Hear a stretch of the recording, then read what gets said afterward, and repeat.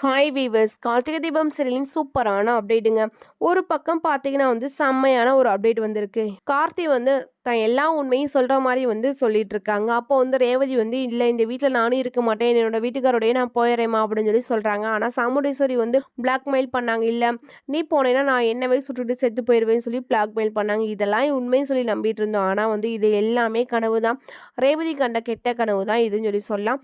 ஒரு பக்கம் இந்த கனவும் கூடிய சீக்கிரமே நிறைவேற போகுது. ஏன்னா இதுக்கு ஏத்த மாதிரி தான் தீபாவதி அங்க எல்லா உண்மையும் கண்டுபிடிச்சு சாமுண்டீஸ்வரி இது மாதிரி அந்த ஆதார் கார்டெல்லாம் அனுப்ப சொல்லி எல்லாமே ஒரு பக்கம் இருந்தாலுமே ஒரு பக்கம் பார்த்தீங்கன்னா இந்த வீட்டில் போய் எல்லாமே பார்த்தா தான் தெரியும்னு சொல்லிட்டு சாமுண்டீஸ்வரி கிட்ட சொல்லாமையே தீபாவதி அங்கே போயிடுறாங்க. போய் எல்லாமே சின்ன சின்ன ஆதாரமாக கலெக்ட் பண்ணிட்டு இருக்காங்க. அதனால் அது கார்த்திக் இன்னும் தெரிய வரல. கார்த்திக் பார்த்தீங்கன்னா ரேவதி பிரச்சனை, அதாவது ரேவதி ரொம்பவே உங்களை லவ் பண்ணுறேன் அப்படின்னு சொல்லி 2 பேத்துக்கு ரொமான்ஸ் மட்டும்தான் கொஞ்சம் போயிட்டுருக்கு.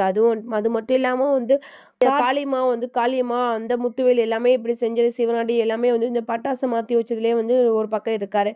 மறுபடியும் பிரச்சனைலாம் முடிஞ்சதுக்கப்புறம் கோவில் கும்பாபிஷேக ஏற்பாடுக்கான எல்லா வேலையும் பார்த்துட்டு இருக்காரு. அப்படின்னு பார்த்து அவர் மனசுல இந்த உண்மையை எல்லாத்துட்டையும் சொல்லிட்டா என்ன அத்தைக்கிட்ட சொல்லிட்டா என்ன, அத்தைக்கிட்ட சொல்லாமல் மறைக்கிறது ரொம்பவே தப்பாக இருக்குது, அத்தைக்கிட்ட சொல்லிடலாம் அப்படின்னு சொல்லிட்டு யோசிக்கிறாங்க.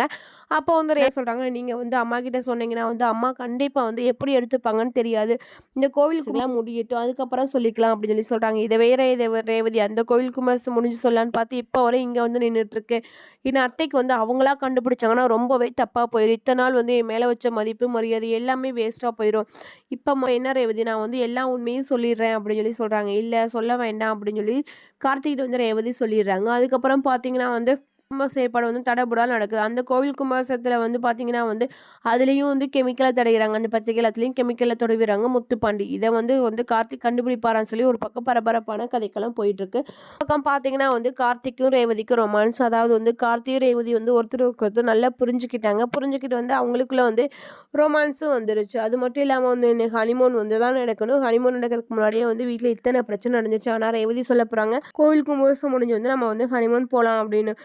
இதுலேயே நீ இரு ரேவதி, என்ன ரேவதியும் உன்னை பண்ணுறதுனே தெரில, நீ எதை பற்றி வேறெல்லாம் யோசிக்கவே மாட்டேன்னு சொல்லி கார்த்தி செல்லமாக சண்டை போட்டு வெளியில் போயிடுறாரு.